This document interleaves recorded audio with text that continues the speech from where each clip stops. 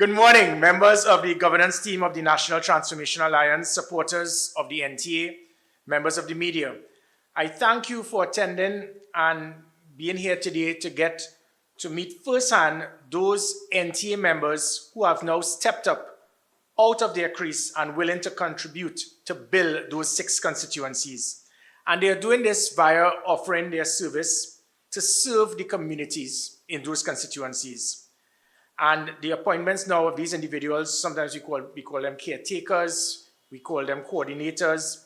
I could also see them as possible candidates. These persons can be a valuable tool towards the development, not just of the constituency, but that of Trinidad and Tobago. So I thank you very much for being patriots of this country, to those 6, and that's the constituencies of Chaguanas East, Barataria Samoa, Lupino Bonaire, Point Fortin, Diego Martin Central, and Port of Spain South.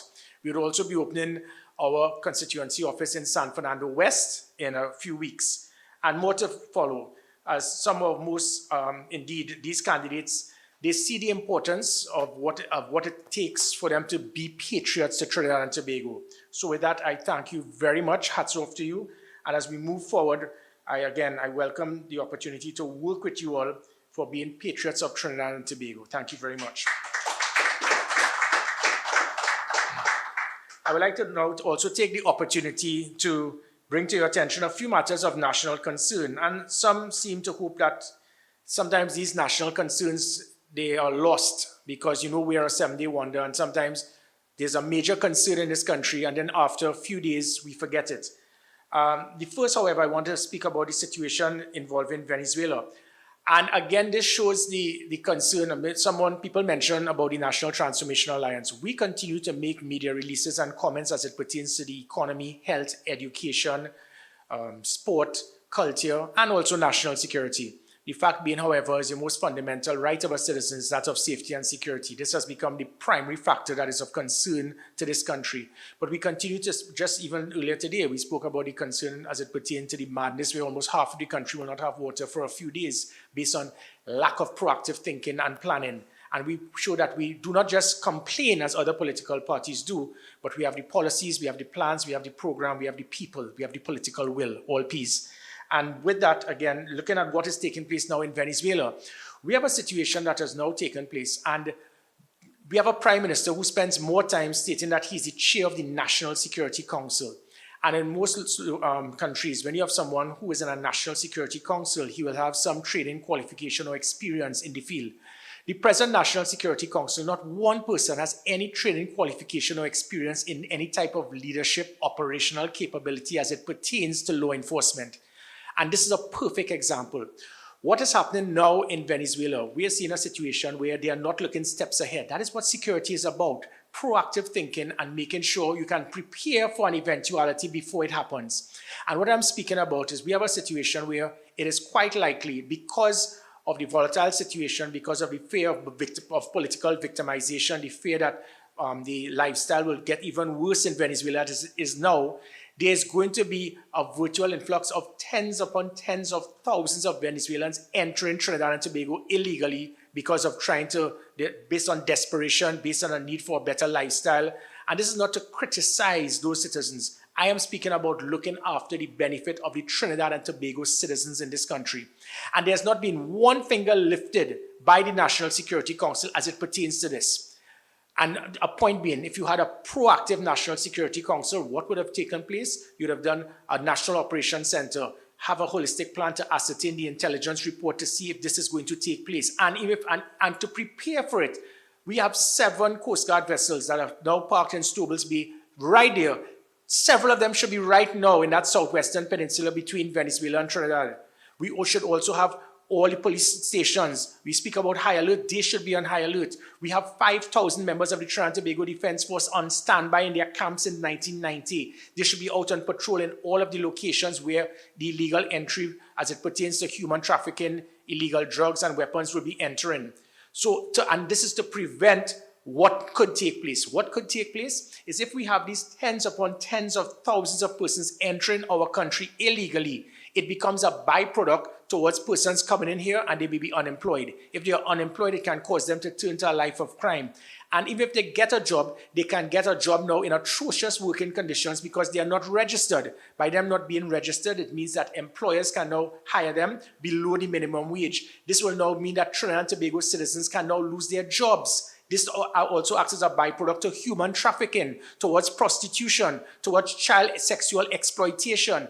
None of these things have been taken into consideration by this government. So you're seeing a byproduct of what can take place of unemployment, sexual exploitation of minors, prostitution, human trafficking, illegal entry of persons, Trinidad and Tobago citizens losing their jobs, increased crime if these individuals cannot get their jobs. And then with all of that, it is now going to be an added burden to our economy, added burden to the health situation, to the education situation. And all of this, not one finger has been lifted by the government to ascertain this can be a disaster waiting to happen. What can we do to prevent it? This Trinidad and Tobago is why the National Security Council has totally collapsed. They are not proactive. There's no one there with the training, qualification, or experience. And I asked Trinidad and Tobago to understand, is this the type of National Security Council that we want? And the answer is no.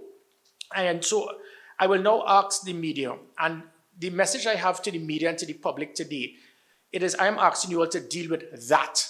Deal with that, T-H-A-T. Deal with the situation we have where political parties, and especially the political leaders, inclusive of myself, I am asking you as the media, start to hold the politicians, hold the political leaders accountable. Trust. That I speak about, T-H-A-T, trust, honesty, accountability, and transparency. These are 4 words that have been lost by politicians, lost by political leaders. And with that aspect of the element of lack of trust by politicians, not being honest, they are not being accountable, and they are not being transparent. And the reason they do this is because they are not held to account. They are never questioned. What I have noticed, and again, this is not in any way for me to educate or to direct the media. This is a humble request from me as a citizen, as a patriot of this country, to ask the media, you need to start asking the hard-hitting questions. Because what happens is that we have politicians, political leaders make the most ridiculous comments, they lie, and the media just prints it. Let us refer to the United States right now, where you have 2 persons vying to be president. Every single time they speak, immediately they are cross-examined, they are questioned. Whether it is the Republican candidate, he's cross-examined by everything by CNN. Whether it is the Democratic candidate, she's cross-examined by everything by Fox. So the media holds them to account to state, let us see if we can trust you. Let us see if you are honest. Let us see if we want to make you accountable. Let us see if you are transparent. And I could give you simple examples today to show that we do not hold our political leaders. There cannot be no trust in them unless we target them. They cannot have that situation where it is that they can be accountable. They cannot be transparent because we do not hold them accountable. We do not ask them the questions. A simple example of this is even going back to this Venezuela situation. A political leader makes a comment to state that he knows for a fact that the Venezuelan election was free and fair, and it is printed by the media. And when you ask nobody asked him how he knew. He said, well, I sent 2 people down there. So you send 2 persons there. I'm not going to call David Abdullah's name. I'm not going to call names today. So you send 2 people out there in a country that is 185 times larger than Trinidad and Tobago, that has over 15 times more persons than Trinidad and Tobago, that has over 30,000 odd polling stations, that had over 9 million people vote. And you send 2 people and you automatically say, well, we knew it was free and fair. And the media didn't ask him, well, how could you say that 2 people could go to Venezuela and with over tens of thousands of polling stations, 9 million voters in a country 185 times larger than the size of Trinidad and Tobago, and your 2 people could know that? Now, granted that I've never seen anybody else in the MSJ for the last 7 years other than David Abdullah, so I don't know if it is that he leads those 2 persons, but that's beside the point. And this is where I ask the media, you have to ask the hard-hitting questions. The role of the media is not just to print blindly lies by these individuals because they have an agenda. And it is our responsibility, and it is not just the media. We are speaking, I am asking the religious organizations, the NGOs, the business sector, the chambers. We need to start holding those persons who want to hold high office accountable. We need to, and this includes myself. Anytime I speak about anything, ask me, show me your data, show me your evidence, show me your empirical testing, what research methodology you did. And that is what we need to do. We could even go into the concept of this. Again, we are the only country in the world that when it comes to law enforcement, the media contacts criminologists. I don't know if the media is aware, but the role and function of a criminologist, they have no training, knowledge, or qualification in law enforcement. Their job is to understand the cause of crime. So what criminologists do worldwide, they interview prisoners, they do research, and then they state the reason why these persons are committing crime is lack of jobs, they need better standard of living or whatever. That is what they do. But the media goes straight to the criminologists because they know they are right on their phone waiting to answer. And there's one criminologist, if West Indies lose the test series to South Africa, he's going to say it's because of the Mexican drug cartel. Because the only thing he knows is about that Latin American cartel. Darius Figueroa, how things? I hope you have a great day today. So that is what, and we go to these criminologists and we ask them and they make these comments and the media must ask them, how did you come up with this assumption? That is what I ask. So as I continue to speak about trust, honesty, accountability, and transparency, deal with that. We have to speak to them and target them to let them know you cannot be continuing to make these accusations, and you make these accusations without any facts, any data, any evidence. And I could go now to the government of Trinidad and Tobago, particularly the political leader of the PNM. Let's just look at the SSA recently. Trinidad and Tobago. How could a prime minister blatantly lie to the country, lie to say that the SSA is an organization that should not have firearms? Since 1995, the SSA had firearms because police officers and members of the defense force have been in the SSA. Trinidad and Tobago, I ask you just simply type CIA. CIA, that is the equivalent of our SSA. Can you think that the CIA will not have a firearm? The CIA is an intelligence agency, but they must have operational response to protect their agents in volatile situations when they go in hotspot areas. But again, when you have a prime minister who is the chair of the National Security Council, and again I speak, he has no training, qualification, or knowledge in law enforcement. His training is to look and massage and the texture of stones, whether it be sedimentary, igneous, or metamorphic. He's a geologist, and he runs the security of Trinidad and Tobago. And that is and again, it's not coincidental. We always look at the things with the United States. 31 of the 45 US presidents had military service. And I'm not saying that you must be somebody in the military, but you can't be saying, I'm the chair of the National Security Council, and your head starts bubbling up and down. That doesn't make you powerful. That doesn't give confidence in the country. You must show to yourself, I have the capacity, the intellectual ability to be able to delegate responsibility, to do due diligence, to be proactive, similar to what is taking place in Venezuela. He does not have it. So he makes the foolish comment to say that the SSA, they don't usually carry weapons. As I said, since 1995 when it was established, since under the SIA, they carry the weapons. So he lied. He then, and the media never asked, but all the media you had to do was do research. The SSA carried weapons in 1995, so he lied to the country. I asked the media, how could we allow a prime minister to make a comment to state that the opposition is the cause of lack of foreign investment, when you, in one fell swoop, never in the history of this country has a prime minister made such a reckless statement to state that our equivalent of the CIA was involved in a cult, in a coup attempt, terrorists, and to overthrow a government. You have stated that our intelligence agency was that. And the media didn't ask, well, you're saying that, but you can't call a name, not one person arrested. And then when you fire 28 people based on those accusations, you're now speaking, now the state now is contacting them to bring them back in. And not how could anybody, anywhere in the world, the 200 plus countries, want to invest a cent into a country? Why will any tourist want to come into a country where a prime minister has stated that your main intelligence agency for national security have persons involved in a coup, or they are cult members, they're involved in a plot to destabilize the country, they are terrorists? Nobody has destroyed our investment internationally by that, other than that ridiculous comment made by that prime minister. And the media didn't hold him accountable. Say, well, how could you state that and you make this accusation and not one person has been held, so it means basically these individuals are still running around the country. Additionally, you make these claims about them, but then you have the same SSA now contacting them to negotiate if you would be willing to come back in to reapply. It shows again to the media, we need to hold individuals accountable. We must demand that we can trust them, that they can be honest, that they can be accountable, and they can be transparent. We need to deal with that. And again, when you look at the firearm issue, no one has asked the Prime Minister. You have stated that there was a massive, well-oiled criminal enterprise as it pertains to firearms. And 3 years later, after spending millions of dollars, don't get me started, that is only in a banana republic that politicians will hire civilians, turn them into investigators, let them print whatever they want. You hold it up and say this is a report and it becomes factual.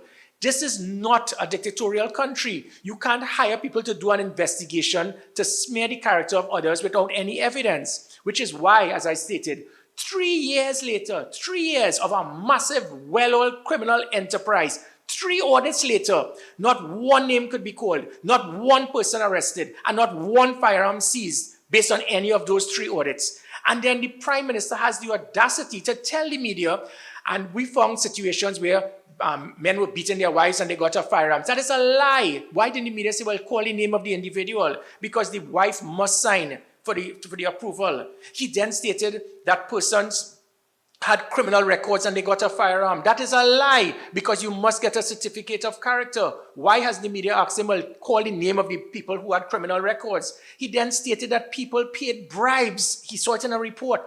How could you have an official report with persons admitting that they paid bribes and you haven't arrested these individuals? Why has the media asked them these questions? So you are stating that somebody paid bribe for a firearm and you can't call a name, you can't seize the firearm, and the person is not arrested.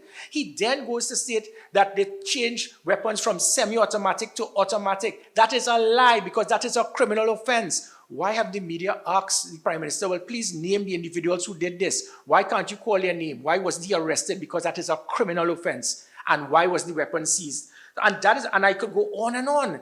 Because the commissioner of police foolishly stating, well, there were 100 legal firearms involved in criminal investigations. Playing with words. Those 100 firearms, I challenge the media, name 2 investigations, name 2 matters of persons using a legal firearm to commit a crime. You can't even name 2, but Ola says 100. You know what that 100 was? Let me educate Trinidad and Tobago. These were security officers losing their gun. These were soldiers having a negligent discharge in Tetron. These were police officers having a negligent discharge in their police station. These were law-abiding citizens firing their firearm to protect their family. These were police officers using their firearm in the performance of their duty, rightfully so. So it would be part of an investigation. But you make the word to make it sound like 100 legal firearms were used to kill people. And the media should ask, well, please name the 100. The media would not do this, and I'll tell you why. Because Mr. Darren Bahow, I remember, when a Prime Minister could look at the media and say, I remember you 13 years ago, you could see how small-minded and petty a politician could be. And the media should hold that man accountable. You're a citizen of this country. Nobody made you God. How dare you attack a media person because you remembered he made a statement 13 years ago? That is how that man thinks. And I know with the media, sometimes you always say, I don't want to get in a conflict with the Prime Minister. But it is good. I am now starting to see media will be asking the hard-hitting questions. We need to operate. We love to copy the United States. Look at how CNN deals with Donald Trump. Look at how Fox deals with Kamala. And when it is you look at that, you need to understand we have to hold our political leaders accountable because we continue to do it. Keith Rowley then says there was a massive reduction in crime during COVID because of COVID. And no one in the media said, can you show me what data you have to verify that? Because if you did, and if the media did research, they would have understood that 3 months prior to COVID, the reduction started because it was the safest carnival ever in 2020. So he misled the country. Additionally, after I left in August 2021, it was the first and third highest number of murders in the history of Trinidad and Tobago in the month of October and November, when we had the state of emergency, when we had the public health regulations, when we had COVID. So nobody asked the Prime Minister that. Nobody said, Prime Minister, but how come in Jamaica and Guyana, crime actually went up during COVID? And after COVID, crime went down in Guyana and Jamaica. How come in New York, Boston, Detroit, LA, almost every city in the United States, crime increased drastically during COVID? And after COVID, crime started going down. Is it that the criminals in these countries and cities missed the Keith Rowley memo? But the media didn't ask them that. Because there's a reason why crime would have increased during COVID, because of police abuse that you'd have seen all over the world, and unemployment, which is a byproduct of crime, domestic violence, frustration, loss of jobs, unemployment. And a Prime Minister will just foolishly state, well, crime went down because of COVID. And this is where I ask the media, we need to stand firm. Look at Emailgate Trinidad and Tobago to the media. Look at Emailgate. That was the biggest lie in the history of Trinidad and Tobago's parliament. And a Prime Minister used Parliament to read out his lie. And the reason why I can challenge him to say that he knew it was a lie. And I asked the media, why don't you ask Keith Rowley that? How could you state that you were convinced that Emailgate was true, that Gary Griffith was involved in the planned assassination of a media person, yet, a couple of years later, you decided to recommend him to be Commissioner of Police? It shows that he knew it was a lie. And no one in the media has asked the Prime Minister, how could you state that Emailgate you believe was true? But 2 years later, when the matter was still being investigated, the man that you stated you believe really tried to kill a reporter, you recommended him to be commissioner. The reason he recommended me to be commissioner is because he knew what he submitted to the country was a lie. And this is why I asked the media, we need to challenge politicians. Fitzgerald Hines then stated he heard that people paid $5,000 for a curfew pass. No one in the media asked Fitzgerald Hines, please show us the names. Why have you submitted this to the police for the persons to be arrested? So what the politicians do now in this country is they know they could lie, say what they want, and they would not be held. So the trust has now been lost between the politicians and the citizens. There's no degree of honesty. There's no degree of accountability. There's no degree of transparency.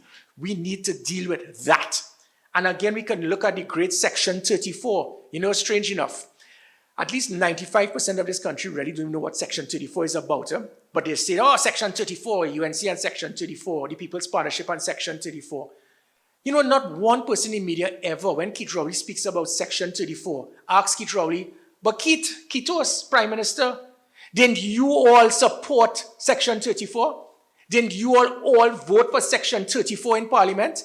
So the PNM voted for Section 34. They agreed to Section 34. But for the last 12 years, they are trying to demonize others for Section 34. And the media has never asked, if it is you said Section 34 was so bad, something that was changed within 24 hours, why did you, Keith Rowley, vote for it in Parliament? Not one person in the media has ever asked about that. We then go to the $41 million. He called me a liar.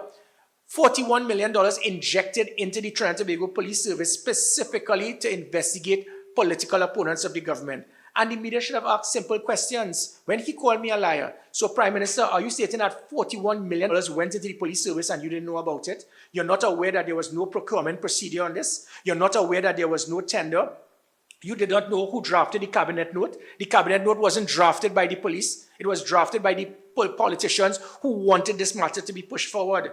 You didn't know that your government instructed the Commissioner of Police to go to London to meet with Kate McMahon. You didn't know who arranged the cost. You weren't aware that my heads in the admin department, in the finance department were bombarded constantly by senior government ministers in your government, inclusive of a permanent secretary. Why is the case stopped? Because we don't have any more money. Don't worry, we are depositing the money immediately. So you could find money with all the foreign exchange concerns. But for 6 months in every fiscal year, I couldn't get a cent for goods and services to maintain 7,000 police officers, 1,700 police vehicles, and 100 plus stations. But you could always find money for that. And then senior government officials liaising with the commissioner, complaining of the delay, and then dropping funds as soon as it happens. That is what the media should ask him. And again, the reason I mention this is that we have become no different to Venezuela, where we have reached a situation now where there's dictatorship by the use of the firearm, and there's dictatorship by the use of the pen. We have seen the dictatorship in this country, Trinidad and Tobago. Anyone who is independent, whether it is the Office of the Commissioner of Police, the DPP's office, the director of the SSA, the head of the Industrial Court, the head of the Integrity Commission, the head of the Central Bank, the judiciary, every single person is under attack. And again, this is not just about politicians. We need to hold persons who hold these positions accountable. We have a situation where 2 persons were killed in Miaro by the police. And I'm not here to defend the police or to target them. But I left a standard operational procedure via a departmental order to insist that every time police officers go on an operation, in a roadblock, in a patrol, to issue a warrant, you must have your body cameras. Any police officer that fails to adhere to that, I stated they would immediately be suspended with possible other disciplinary action taken. And they have dropped it after I left. The media should ask Ola Christopher, there's a departmental order that Gary Griffith did that will put an end to the perception of police abuse of power. It can also defend police officers when wrongfully accused, and it can ensure that police officers can be culpable if there's excessive use of force. This is where we have to challenge Ola Christopher. We need to challenge the state when they speak about we're using roadblocks to stop crime. It is not by chance that I went to the best military academy in the world, and that was decades ago. Since then, we now have ways, we have WhatsApp groups, we have criminal elements with lead scouts. I was involved in the type of battles known as counter-revolutionary warfare in armed conflict against the Irish Republican Army. That was the norm. You do a roadblock, any roadblock after 15 minutes becomes irrelevant. Why did the media? We have to challenge Ola Christopher. You have to be the dumbest criminal in the world to stay in a roadblock for 2 hours to keep your gun in the car. And this is the point that we need to challenge those persons in authority. The data is there. I have worked with the best law enforcement agents in the world. They laugh at me when they call me and say, boy, roadblock for 2 hours is a public holiday. You can't roadblock your way to reduce crime. What you do is you inconvenience the citizens, get the citizens to be more frustrated, and it reduces public trust and confidence. When I received the police service, it was 14%. I changed these things that brought it up to 59%. Now it has gone down to less than 8%. So I plead with you in the media, you need to challenge those individuals. It's the same thing with the police box. You remove the police app that had 485,000 hits, the largest app, information being pumped in real time, online reporting, 482 Gary. You remove all of that to put some drop boxes in a police station that you get no more than 100 recommendations a year. And the media wouldn't ask Ola Christopher, but why did you remove the police app and the online reporting, the type of technology that provided and assisted the police in intelligence-driven policing, in predictive policing, and you put a drop box. Even with the tinted glass. Tinted glasses are now a tool to stop crime. You know what the concern of tinted glass is in some countries? Because an individual can have tinted glass and now he may not wear a seatbelt. He may be intoxicated. They may have more people over the limit in the vehicle. That's what you can pick up. Have you ever heard a criminal use his private vehicle, tint his glass to commit a crime? Criminals steal vehicles. So the foolish comment about, well, we're using a tinted glass to reduce crime. You're going to reduce the minor crime, but don't feel for a second that a tinted glass is going to stop. The criminals steal vehicles, change the license plates, kill someone, rape someone, kidnap someone. So the tinted glass is not being used by the criminals in their private vehicles. And these are the type of questions, what data do you have to show that the tinted glass will reduce crime? We have to hold our leaders accountable. The merit list was the most blatant of all in recent times. A president did not adhere to the law. The president did not adhere to the law. And the Law Association did not say a word. A prime minister used president's house as a post office to deliver a piece of paper. It was that, nothing more. Because it was signed by one individual. Any of you all now could have signed a piece of paper and given it to the prime minister. And he's trying to say that is justification to go to the head of the Police Service Commission, and she used that as an avenue to withdraw a merit list without the approval of the Police Service Commission. And there's no investigation on this. And the media, we have to hold these individuals accountable. And before I close, I want the big one, the most recent, because I've stated it on 3 occasions. On 3 occasions, and the media, I don't know where it is, there's a concern, they do not want to rock the boat. But we have a situation where the Bren Thomas matter has now been confirmed that the police committed an unlawful act. I have stated it on numerous occasions, and no one, the media, seems to be a big concern. I am the only person in the Caribbean, probably in this part of the Western Hemisphere, that was in charge of a police service and in charge of national security. So I know the powers that I have and the powers that I don't have. So a Minister of National Security, I know the role and function, and a Commissioner of Police, I know the role and function. Trinidad and Tobago, to the media, let me state it categorically clear. There's absolutely no way a police officer could leave our territorial waters without the requisite approval of the Minister of National Security. Understand what I'm stating? So we are stating that police officers left our territorial waters and abducted someone and committed an unlawful act. The Minister of National Security is the only person who could give approval. I know this. I was the Minister of National Security. If the Defense Force hockey team who I played for would take part in a hockey game in Barbados, we had to get permission from the Minister of National Security. If the police service has a football game, which I knew because I was Commissioner of Police, we have to get approval from the Minister of National Security for them to take part in a CONCACAF Club Champions football game. Do you think that if there's a matter with police leaving our territorial waters, Earl or McDonald Jacob has authorization? They don't. So why has the media asked Fitzgerald Hines, did you give permission, authorization, or approval for that team led by the present DCP Suzette Martin to go to Barbados to unlawfully abduct a citizen of this country? No one has asked the question. Why? And let me tell you, if Fitzy says, no, he did not, what he is now stating is that Suzette Martin illegally left this country, left our territorial waters without the approval as mandated from the Minister of National Security. How could somebody have done that and be appointed and promoted to be Deputy Commissioner of Police?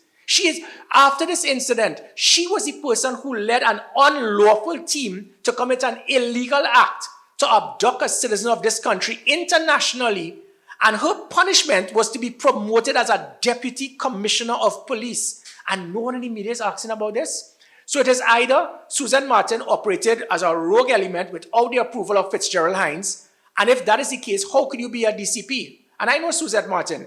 She would not be so foolish to leave our territorial waters without the requisite approval. And let us not even talk about a CARICOM aircraft, because Earlers or McDonald certainly can't call somebody to get a CARICOM aircraft. So it means that if a Minister of National Security gave approval for the police to conduct an unlawful act, if there's any time somebody should be charged for misbehaving in public office, it is Fitzgerald Hines. So with that, to the members of the media, to the business sector, to the NGOs, to the religious organizations, I am asking you all, I started the same way I will conclude, you need to deal with that. We need to ensure that leaders who want to have big jobs, make sure that we can trust them, T. Make sure that they are honest, A. H. Make sure that they are accountable, A. And make sure that they are transparent, T. We need to deal with that. There's a fierce election upcoming. And unless we hold our leaders accountable by asking them the hard-hitting questions, inclusive of myself, do not blindly just have leaders make comments and lie to the country. You all have an enormous responsibility to the media. That is why, again, I could blow my trumpet. I was the most accessible person in public office in the history of Trinidad and Tobago, because I understand my responsibility. And the reason I could speak, and people say I speak a lot, is because I know I could be honest. I have been fired by 2 prime ministers for doing the right thing, and I have no problem about it, because that is what I'm here for. I've been a patriot to my country as a soldier, as a politician, and as a police officer. It has been the most noble of all professions, and I will continue to dedicate my life to this country. I am asking the media, the business sector, the NGOs, please understand you have an enormous responsibility. It's a runaway train now with political leaders making wild statements, wild accusations. Things are taking place and no one is being held accountable. I am asking you all, demand from those in high office, demand trust, demand honesty, demand accountability, and demand transparency. Time to deal with that. I thank you.